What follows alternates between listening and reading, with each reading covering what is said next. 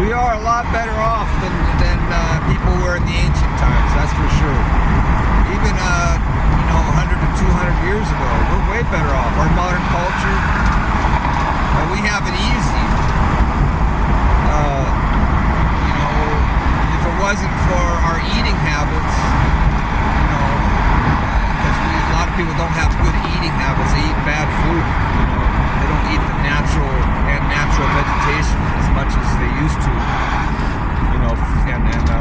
Things that are natural in the environment, like fish, grains, and vegetables, and food. We eat a lot of synthetic food. Hamburgers, French fries. It's real food. Like it comes from potatoes, it's beef. It's made from raw ingredients that are natural, but they add a lot of synthetic chemicals to it. So that's what makes it kind of potentially bad for you, especially if you eat too much of it.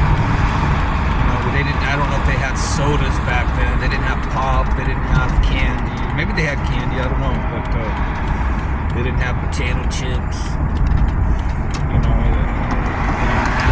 What else is considered bad for you?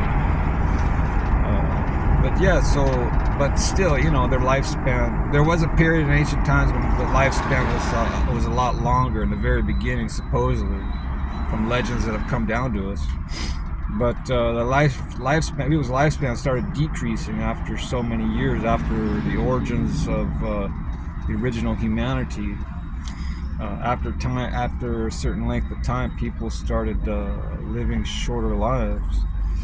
Something happened in our genetic structure or our environment that lessened people's lifespans.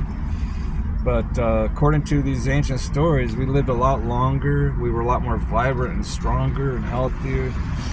We were bigger, for sure. We were giants.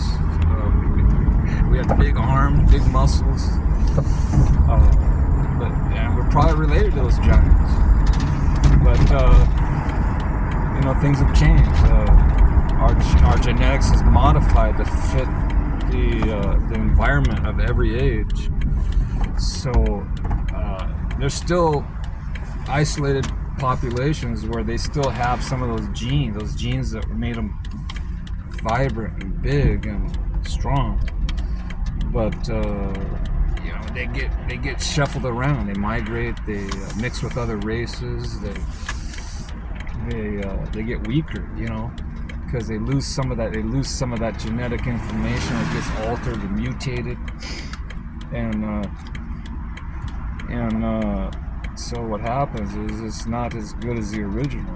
It's watered down. It's the gene pool that's been lessened of its pure properties. But there are people who are geneticists and genetic engineers that are trying to perfect man with using technology. They want to bring back those traits that we had thousands of years ago.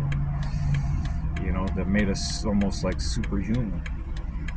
I don't know if they could find the right combination of genes to bring back those ancient races. But it'd be interesting to see. I'm sure they have. They've done it somewhere. I'm sure they've created a hybrid.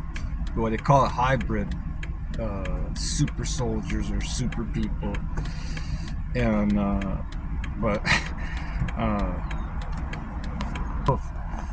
for sure there was a loss of information.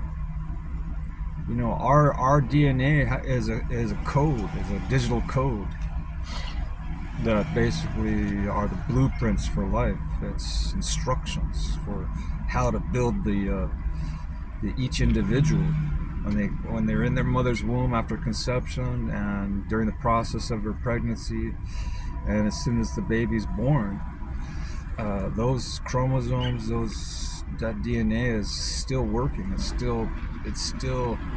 It reads it. It's like a computer, what have you. It reads that information and it constructs that person's body and mind according to what that information is in your genetic code. because that's what it is. It's a code. It was put there not by accident. It didn't just evolve by itself. It's directions, it's commands, it's your DNA dictates who you're gonna be for the most part. I mean, there are some environmental factors, but if you have any mutations or deficiencies, that's what's, unless there's something else to override it or alter it or change it, that's how it's gonna end up. Anyway, I'm very much into what the Chinese are doing. They're pushing the envelope when it comes to human potential. They really want to advance our species with using robotic technologies and AI and all this other stuff. It's like, wow, that's really cool. I'm for it. I'm for the perfection of the species. Imagine you never have to get sick again. You never have to be ill again. You never have to have cancer again. You never have to be deficient in any way, your body, mind, soul, and spirit. It's going to be perfect as it was, before, when the earth was original, when there was a perfect system that was, fabricated by, whoever you want to call it, maybe God or the gods, or some say these Anunnaki guys, or these other alien species. Some say there's different opinions about that. Some people say there's it's like this whole universe is just one huge consciousness, that it's one big mind that already factors stuff and reasons and regulates stuff and produces and creates stuff. They're saying that it's not only just a big mind, the universe, but it has emotion and will. And so, which is really interesting, because some people believe that it's just one big conscious entity, or entities. But yeah, I'm for what the Asians are doing. They want to perfect. They want to move forward with humanity. The Chinese went to the moon for the first time just a few years ago, and I've seen their robotic technologies, and it's very impressive. I mean, they're making basically cyborgs, like Star Trek and Star Wars. And you know what? And they're not, it doesn't look like there's any limitations that they're doing. They don't have, I don't know, what kind of an approval process they have to go through, because I know there's some strict,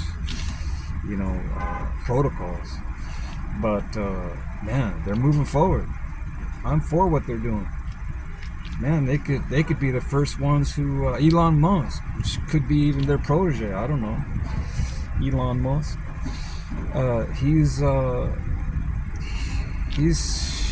pretty bold. He's got a lot of courage. He's doing things that, requires a lot of funding, but he's got some huge gonads, if you will. There's no...